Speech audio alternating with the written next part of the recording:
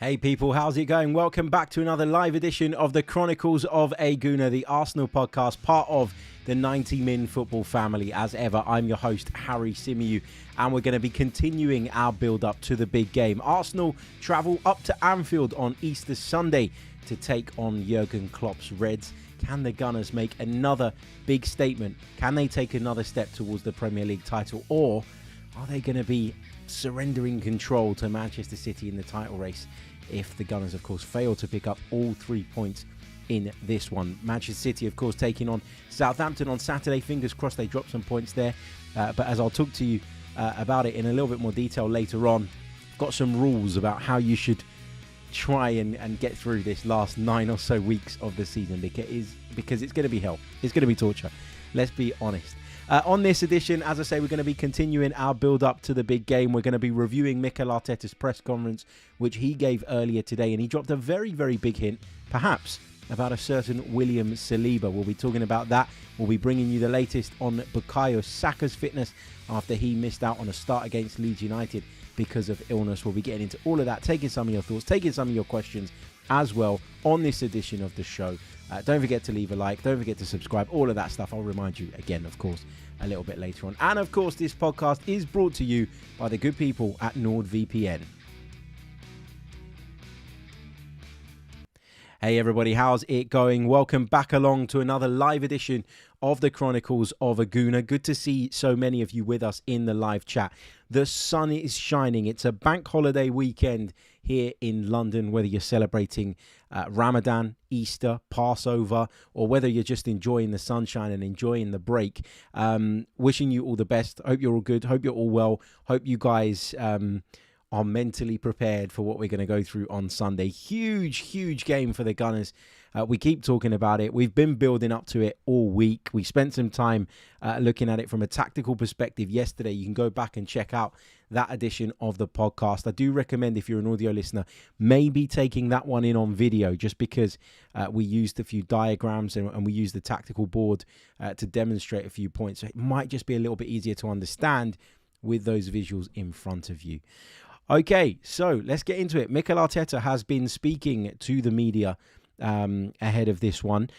First up, he was asked, obviously, about the team news and William Saliba. A lot of debate and discussion as to whether William Saliba could be being kept in the wings nice and quietly for Mikel Arteta to throw him back into the mix up at Anfield. But you know, we've been talking a week about the likelihood of him returning, and a lot of us feel, and I've certainly felt, that actually the likelihood of William Saliba not just being fit enough to be involved, but being fit enough to start away at Anfield is not very high. And, you know, I'd love to see him play, obviously. I've talked at length about the differences, I think, in terms of how we build up and how we're more vulnerable on the break, and basically how Rob Holding's inclusion changes our game. And I've also said to you guys that, yes, he did well, Rob Holding, against Crystal Palace and against Leeds United, but that wasn't at Anfield. We played two sides that are in the relegation scrap, really. Bottom half of the table sides at home, where we dominated possession, didn't really have any real rocky patches in either of those two games, not sustained periods of pressure against us anyway. And so, of course, Rob Holding was going to be okay in that game, but that doesn't mean that he'll be okay at Anfield. Now, if Rob Holding has to play, so be it. You know, we'll be behind him, we'll support him, and fingers crossed, you know, if he does play, you know, he'll get the opportunity to shut a lot of people like myself up. But the idea of potentially having William Saliba back is one that makes me feel warm and fuzzy inside. Just the potential of him potentially being available is huge. And I didn't think there was any chance, if I'm being honest. I thought that, you know, this was a given that William Saliba wouldn't be playing. And I'm not saying he is playing, by the way. What I am saying is that Mikel Arteta has dropped one hell of a hint with regards to William Saliba. And it's got to be about William Saliba, right? So let me tell you exactly what Mikel said. He said, "There are no real changes with the rest of the players who were still injured. We have some hope, though, with one of them tomorrow. Maybe he's able to train." Who is that going to be? Now, it isn't going to be Tomiyasu because he's out for the season. It isn't going to be Mohamed El-Neni because he's out for the season. So it can only be one of two players. It can only be Eddie Nketiah or William Saliba. Would Eddie Nketiah being available, given that Gabriel Jesus is back, fit and scoring goals, would that be something worthy of a tease? I don't think it would be. So for me, he's got to be talking about William Saliba. Now, listen, if William Saliba trains tomorrow, that doesn't mean that he's fit enough to start up at Anfield. And Arsenal will need to make a decision on that. And Arsenal will need to assess him. But we don't really know what the Saliba situation has been throughout the course of the week. And the reason I say that is now because I saw an interesting tweet from Aaron Catterson-Reed. I think that's the name. Apologies if I've got that wrong. Who does some work for football.london. And he put a tweet out saying, Arsenal haven't put out any training images throughout the week, not even on Getty Images. You can't even find them on Getty Images, which is where a lot of sort of publications go for their pictures and for the artwork that they use, on the content that they put out. So it got me thinking, and although I don't have access to Getty Images at home to be able to go through it and verify that or have a look, I started to think, have Arsenal posted anything training related this week? And I couldn't find anything. What I did find just before I went live on this podcast was a video on the Arsenal website of what's been going on in training this week. A 3-minute video or something along those lines. No sign of William Saliba in it. But I just wonder, given what Mikel Arteta said, has William Saliba been training? Has he been involved this week? Has he been more involved than we were led to believe? Would Mikel Arteta tease the possibility of him, and we assume that it's him, being involved if he wasn't somewhat confident in the player's ability to get himself fit in time, make himself available? I just wonder, I think that's really, really interesting. Going through their socials, going through the club socials, no, I didn't see anything really in depth around training, apart from what we've seen on the Arsenal website, which I'm sure will be replicated on the social media feeds as well. But yeah, really, really interesting that. Mikel Arteta was asked whether he can enjoy the running, because we've been talking a lot about how stressful it's been, how difficult it's been. This is what he said. He said, we do enjoy it. We have to enjoy it. We really need to embrace the moment and go for it. The team is full of enthusiasm and positivity, and we know that we have a big challenge. But I see a big opportunity to go to Anfield and do something that we haven't done for many years. That's what's been driving the team in the last few days. He was asked about the corresponding fixture last season and the preparation this time. He said, for us, it's something normal. We prepare for every game in a different way, and we prepare the concepts. We prepare the team mentally, and we prepare this scenario that we're going to be playing for. That day, we decided to train till you'll never walk alone. He was also asked about it getting a little bit feisty on the touchline last season. Of course, him and Jurgen Klopp involved in a little bit of a back and forth. He said, I don't know. Sorry, I'm reading the wrong quote. He said, that happens in football, and after that we hugged each other and moved on. Jurgen knows I have full respect and admiration for what he and the coaching staff have done at Liverpool, and we've moved on from that. So Mikel Arteta, of course, playing that down. Leandro Trossard is another talking point. Will Leandro Trossard start? Will he get an opportunity in the starting 11, given that he's got such a rich recent history of playing at Anfield? This is what Mikel Arteta had to say on Leandro Trossard's hat-trick there last season. He said, it's great to have a player that has experience of something really nice and positive from that stadium. He was crucial on that day. It was a beautiful game to watch, and that's what we need. Players with a lot of belief on that pitch that we can go there and win it. He was asked a little bit about Ben White, a little bit about Granit Xhaka in front of goal, and he was also asked about Bukayo Saka. Now, Bukayo Saka missed out on the starting 11 when we took on Leeds United last weekend through illness. He did come on and play around about 25 to 30 minutes, but according to Mikel Arteta, he's over the illness, and so there's no reason that we're aware of anyway that Bukayo Saka shouldn't start the game, which I think is is a real positive as well. I mean, I figured he'd be over the illness by now, but just to have that confirmed by Mikel Arteta, I think is a massive, massive boost. But yeah, we'll see. We'll see how this is going to play out. I mean, earlier on today, those of you that follow me on social media may have seen it. So we have finally, after a long, long time, launched a proper website for the Chronicles of Aguna podcast. And I'd love you guys to go over and check it out. It's simply thechroniclesofaguna.com. I wanted to do it ages ago. We did have one when I first launched the podcast, but I didn't know how to manage it. I didn't know what I was doing. There wasn't content going up on there regularly.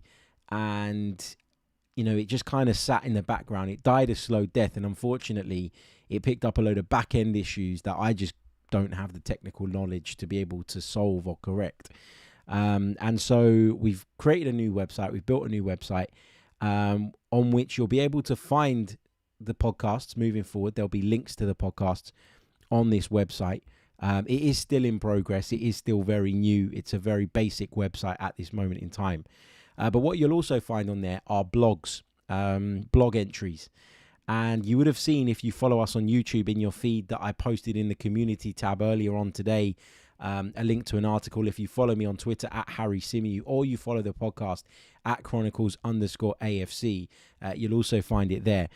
I published an article or a blog earlier on today called An Arsenal Fan's Guide to Coping with the Title Race. Now, last night, I was sitting there at about 11 o'clock at night. I was absolutely shattered. I'd had a really busy week up until that point, and I figured, well, I'm falling asleep here. I might as well go to bed. Might as well get an early-ish night by my standards. Go lay down and have a bit of a rest and sort of be refreshed for the long weekend and all the nervousness and tension that's going to come with it. So that's what I did. And I got into bed and I just couldn't sleep. All I was thinking about was Anfield. All I was thinking about was the trip to Liverpool. And then you start to convince yourself that this is a much harder game than it probably actually is because you're overthinking it. And then what happens off the back of that? You start going down a bit of a rabbit hole, thinking about all these different permutations. What if Manchester City drop points here? What if Arsenal drop points there? And you start, overcomplicating things, and you get to this point where you drive yourself absolutely crazy. And I couldn't sleep for hours and hours and hours. And I tweeted something last night saying I should not be laying in bed wide awake on a Thursday night thinking about a game that isn't until Sunday. This isn't healthy. And so I was thinking about what I was going to write this morning because I wanted to write my first blog on the website this morning. And so I came up with the idea of writing an Arsenal fan's guide to coping with the title race. So I've come up with 5 rules, okay, which I'm going to share with you now. You can read the article as well. If you ever want to go back to it, check them out. Make sure that you are following them because I do think they'll help if you can adhere to them, which is obviously easier said than done.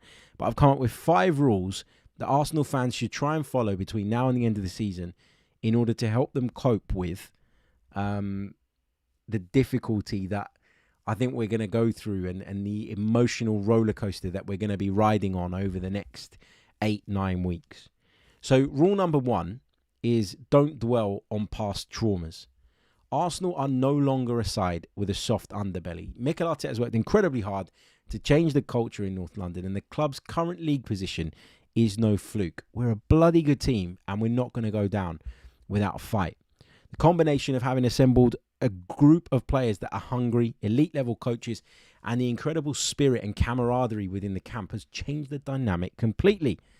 Going into Sunday's game, it would be easy to get caught up on the fact we've lost 5-1, 3-1, 3-1 and 4-0 on our last 4 visits to Anfield. But we're not that team anymore, and neither are they. Therefore, those results that will undoubtedly be on your mind, my mind, everybody of an Arsenal persuasion's mind, I'd say right now are irrelevant.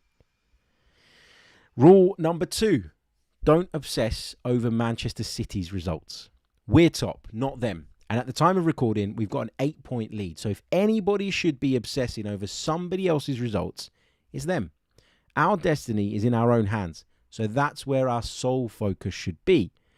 I turned up at Emirates Stadium, as I mentioned to you guys last week, not expecting that much from Liverpool when they travelled up to the Etihad.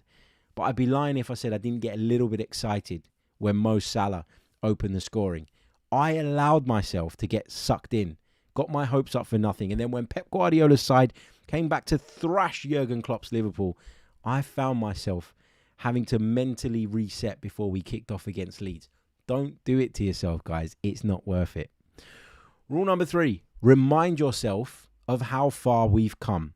I know rule number 1 was don't dwell on past traumas, and I stick by that. But sometimes it's important to look back, albeit briefly, in order to remind yourself of just how far this team have come in the space of 18 months. That will ground you, remind you that we have no divine right to win the Premier League this season, and that, if anything, we're actually ahead of schedule. In doing so, you'd be kind of preparing yourself for the disappointment we might face come the end of May. That might sound a little bit pessimistic, but I said I'd come up with rules to help us cope, not press a magic button and erase everything that we've been through in the past decade. Rule number 4, support the team with every fibre of your being. I've been a season ticket holder at Emirates since the day it opened, and the atmosphere around the place has never been better. We've got the best away support in the land, and do not underestimate the impact we've had on the team this season. Arteta often talks about the crowd's energy being transmitted onto the pitch and how much of a difference that can make. He highlights it at pretty much every opportunity he gets, and that, believe me, is 100% deliberate. He's constantly planting seeds that are growing in our subconscious, and those who moan and groan rather than encourage are now the minority, and that wasn't always the case. Going into this 9 games, they need us more than ever. And rule number 5, the final rule, enjoy the ride. I've left this one until last because it's probably the hardest one of the lot to adhere to. We can only enjoy the ride if we win the Premier League title, right? Incorrect. Every 3 points is another step towards achieving what was unthinkable at the start of the season. So when we win, have that beer, celebrate it with your friends, family, and fellow Gooners, because that is what football is all about. That's what it's all about. So those are my 5 rules to coping with the rest of the season. I think they'll help. I'm going to try and stick to them as best as possible. I'll let you know how it goes. Let me know how it goes for you as well. So rule number 1, don't dwell on the past traumas. Number 2, don't obsess over Man City's results. Number 3, remind yourself of how far we've come. Number 4, support the team with every fibre of your being. And number 5, enjoy the ride. There you go. As Amira says in the chat, Harry Symeou's free therapy session. Hit me up if you need one.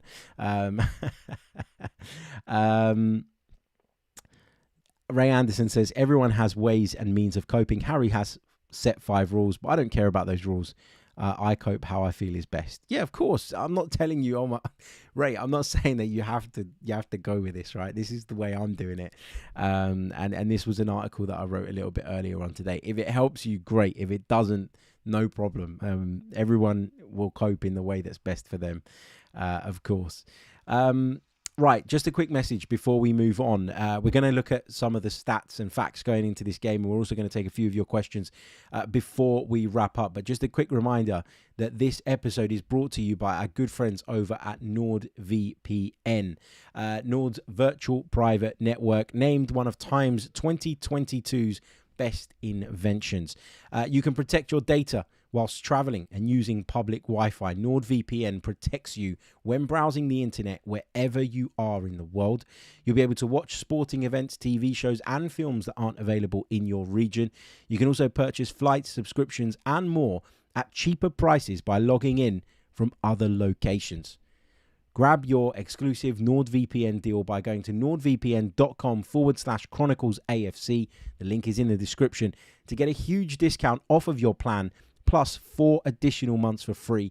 It's completely risk-free with Nord's 30-day money-back guarantee. So do check it out. I know a lot of you are users of NordVPN already or have used it in the past and understand full well what the benefits of having a NordVPN subscription are.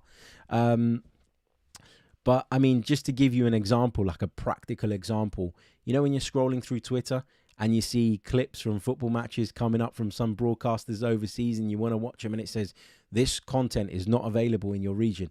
Well, if you're on a NordVPN subscription, you'll be able to select where it is that you are logged in from. So you could be logged in from the States, from Barbados, from Canada, from Jamaica, from China, wherever you want.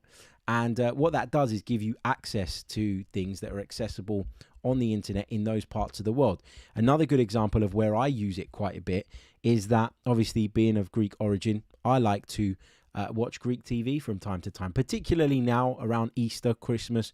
I like, tuning in with all the cultural stuff that you're not going to get on BBC One if you're Greek, unfortunately.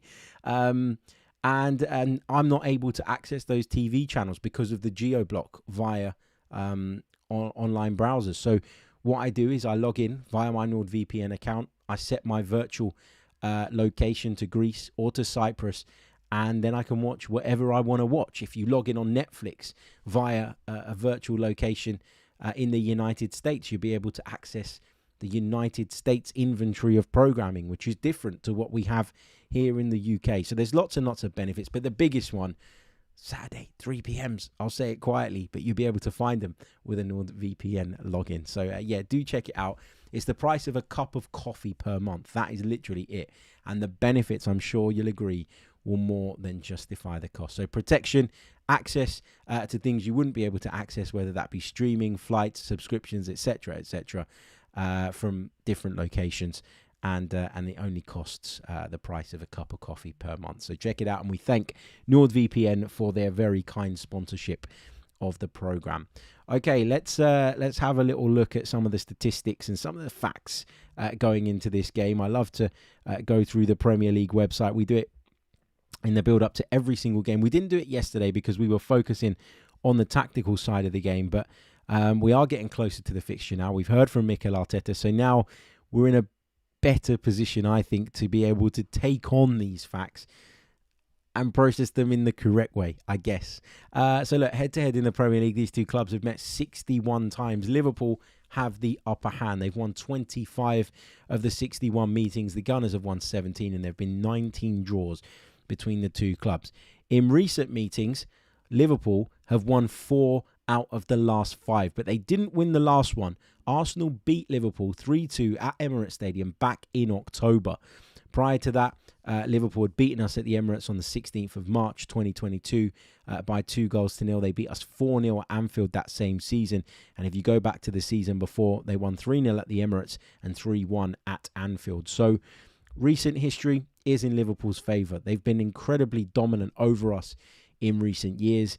Jurgen Klopp's side have been going toe-to-toe with the Manchester City side that are now hot on our heels. So they know exactly how we feel. They know exactly how tough you need to be mentally to kind of keep a juggernaut like Manchester City at bay. I'm sure they'll be wanting to mess us up. I'm sure they'll be wanting to kill us off in terms of, just reducing that gap between ourselves and Manchester City, because if Arsenal win it, then nobody can look at it and go, well, it was Man City with all their millions and their cheating, while they're being looked into by the independent panel, etc. Whereas if Arsenal win it, it kind of makes a mockery of Liverpool, Man United, even Chelsea, who have spent a fortune on players, yet we've done it in a very different way, and we're in the race, and we're leading the race at this moment in time. So there are a lot of people that, contrary to what they'll say in public, where they go, it'd be nice for Arsenal to win it. It'd be someone different. It means Manchester City don't win it again.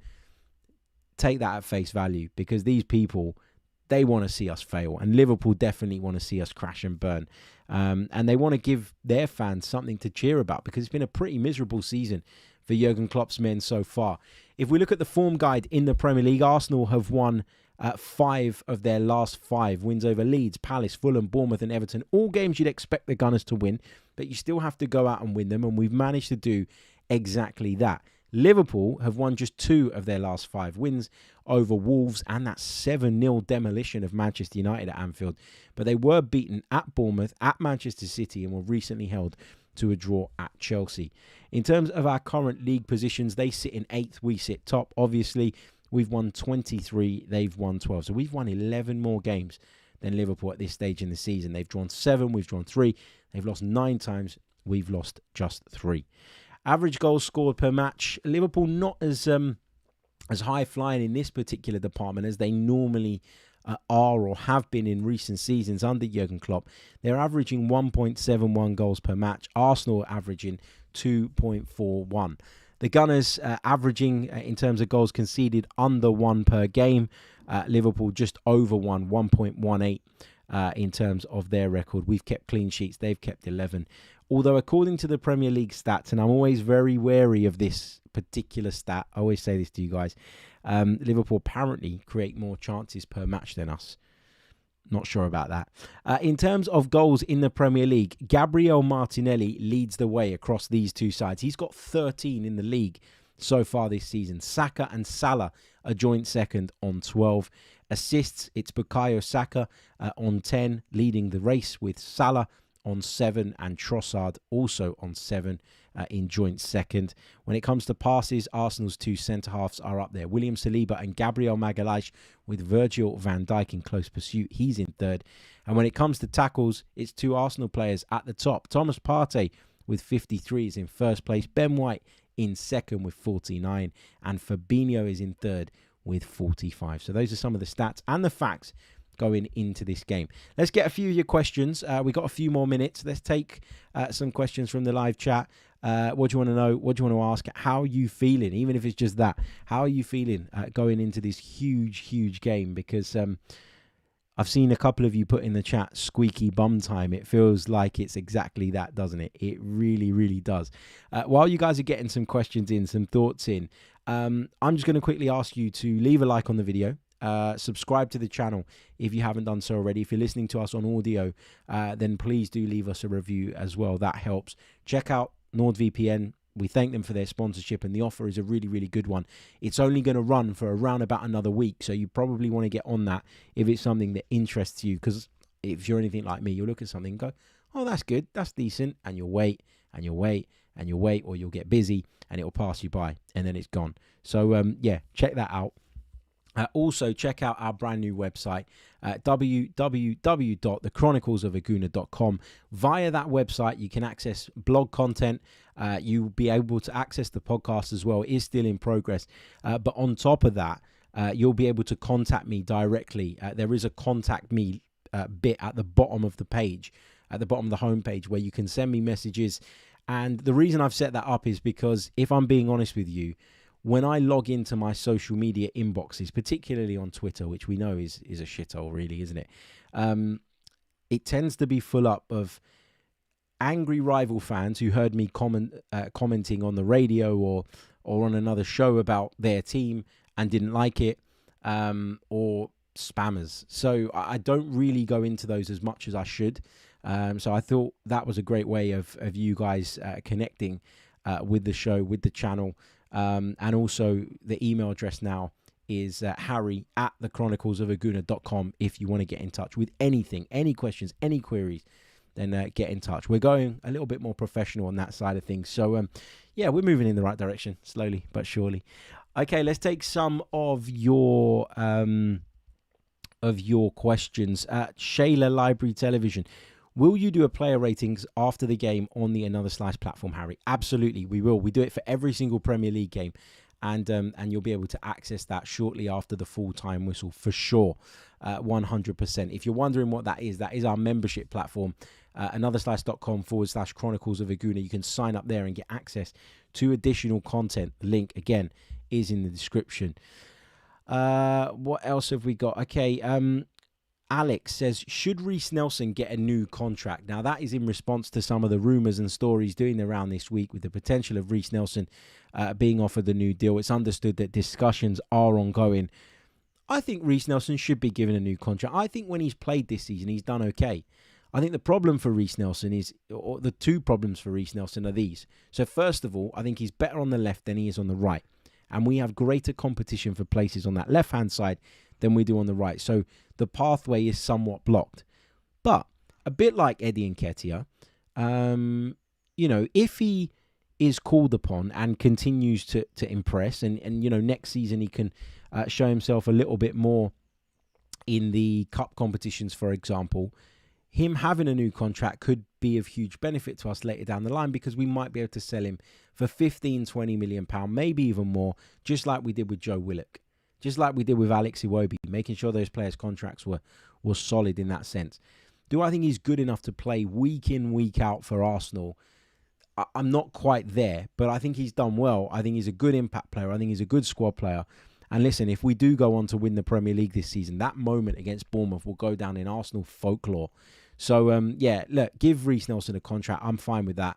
But when you give a player a contract, it doesn't mean that you're going to play them every single week or that they're part of the plans in the longer term. Sometimes it can be done to protect the investment and the asset. And I think it would probably be, in my opinion, right now, 60% of it would be because we need to protect the asset that is Reiss Nelson, and 40% of it would be because I believe that he's got a future at the football club.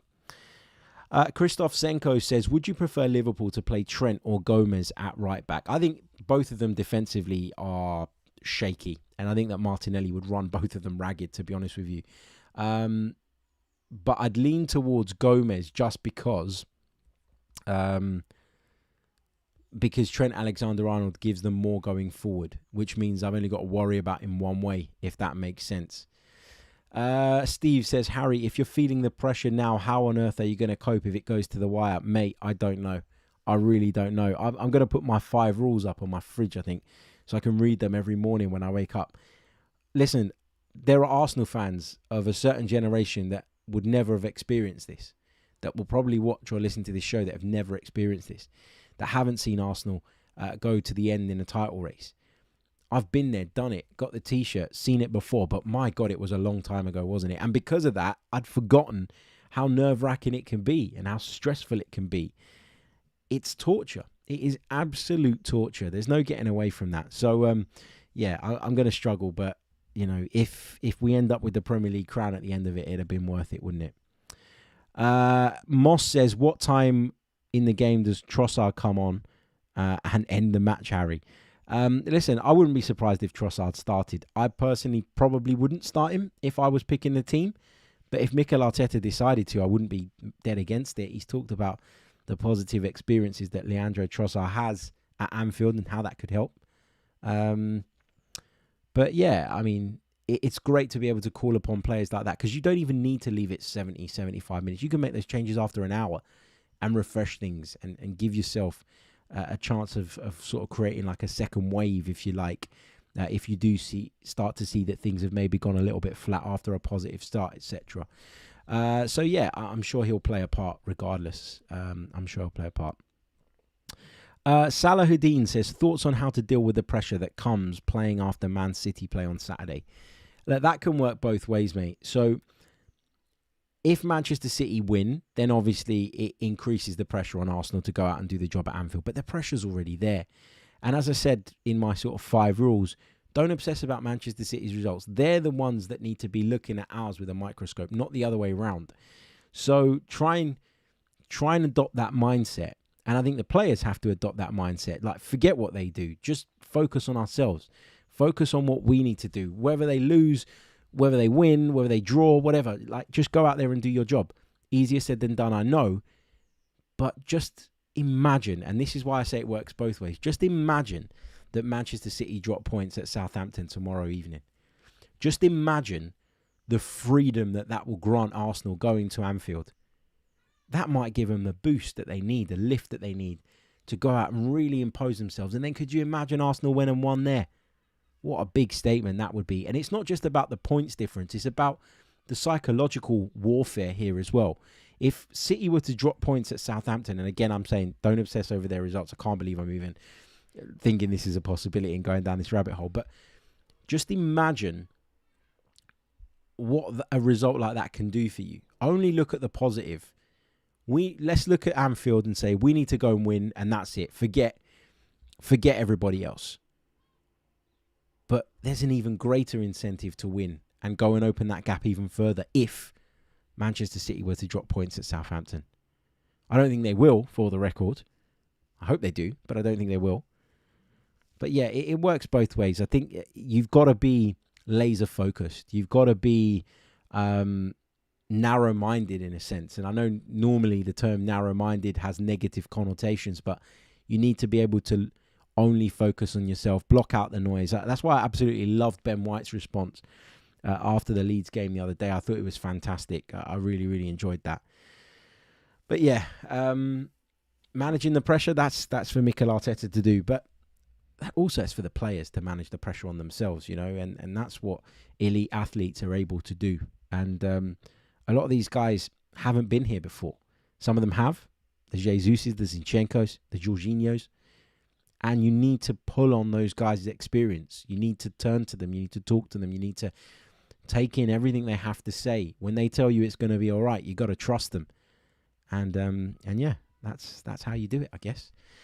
But yeah, we'll see. We'll see. Look, it's going to be one hell of a weekend either way. It'll either be scenes of jubilation or we'll be pretty down in the dumps. But even if we do go and lose at Anfield, we just need to get back on it straight away and put that behind us and not dwell on it too much. We'll see. We'll see. Look, guys, I'm going to leave it there because I need to get ready.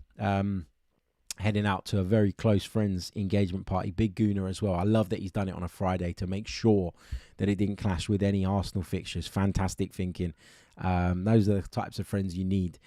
So I'm going to head off. Thank you, as always, for tuning in. Thank you for all your wonderful questions. It's been a pleasure speaking to you, as always.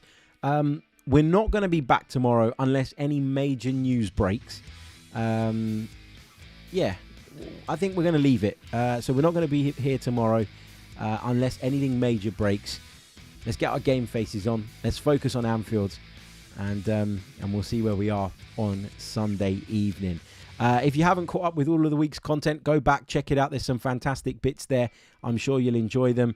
It's 2 weeks in the bag now of our 4:30 p.m. Monday to Friday schedule. We've managed to stick to it.